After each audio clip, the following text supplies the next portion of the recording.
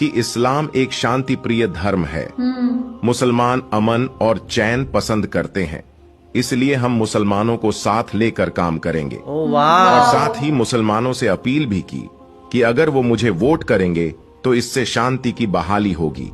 इस बात से अमेरिका के मुसलमान इतने ज्यादा खुश हुए कि उन्होंने ट्रंप का खुलकर साथ दिया। अमेरिका में यानी कि अमेरिका के सारे मुसलमानों ने ट्रंप को वोट दिया, जिसकी वजह से ट्रंप ने कमला हैरिस को हरा दिया और ये चुनाव जीत गया और एक बार फिर से अमेरिका का नया प्रेसिडेंट बन गया।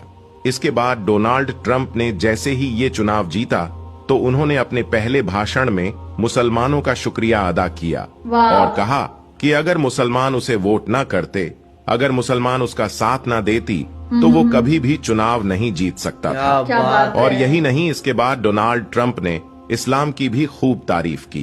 और दोस्तों, सिर्फ अमेरिका ही नहीं बल्कि ब्रिटेन सरकार ने हाल ही में ये फैसला लिया है कि ब्रिटेन में जुमे का खुतबा और अजान की आवाज हर जुमे के दिन रेडियो पर प्रसारित की जाएगी ताकि पूरा देश उनको सुन सके।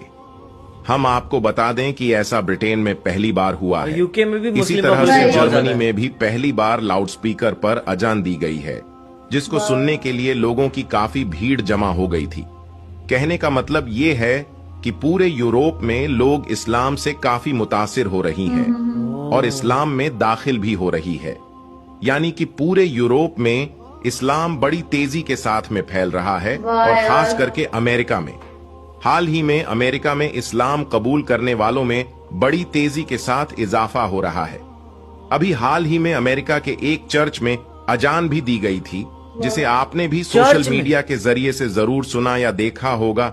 और यही नहीं, अब तो लंदन, अमेरिका और न्यूजीलैंड की असेंबली में भी कुरान पाक की तिलावत होने लगी। कैसे हो गया? और जहां पर अजान को बैन किया गया था, यानी कि जहां पर अजान पर पाबंदी लगाई गई थी, वहां पर अब अजान देने का सिलसिला भी शुरू हो चुका है। यहाँ तक कि वहां के कई वैज्ञानिक भी इस्लाम की तालीम को सच साबित कर चुके हैं। दोस्तों, इसी तरह से रशिया में 1913 ईस्वी में 15,000 मस्जिदें थीं, मगर उस दौर में वहां की हुकूमत ने इस्लाम और इस्लाम को मानने वाले लोगों को लगातार खत्म करने की कोशिश की थी। इसी वजह से सोवियत यूनियन के दौर में सिर्फ 94 मस्जिद ही बाकी रह गई थी। यानी कि बाकी मस्जिदों को या तो शहीद कर दिया गया था, या फिर डांस बार में तब्दील कर दिया गया, या फिर उन मस्जिदों पर ताला लगा दिया गया था। अब आप सोचेंगे कि इतने जुल्म के बाद तो रशिया में इस्लाम पूरी तरह से खत्म हो गया होगा। मगर हम आपको बता दें, इतना जुल्म सहने के बाद शायद ही दुनिया में कोई दूसरी कौम होगी जो दोबारा खड़ी हो सके। लेकिन कहा जाता है कि इस्लाम वो पौधा है जिसको जितना काटोगे ये उतना ही ज्यादा फलता फूलता जाएगा, ये उतना ही ज्यादा हरा भरा होता जाएगा। इसी बात का गवाह बनी है आज रशिया की बड़ी बड़ी और खूबसूरत मस्जिदें। आज रशिया ने भी ये मान लिया है कि तरक्की इस्लाम को खत्म करके नहीं बल्कि इस्लाम को गले लगाकर की जा सकती है।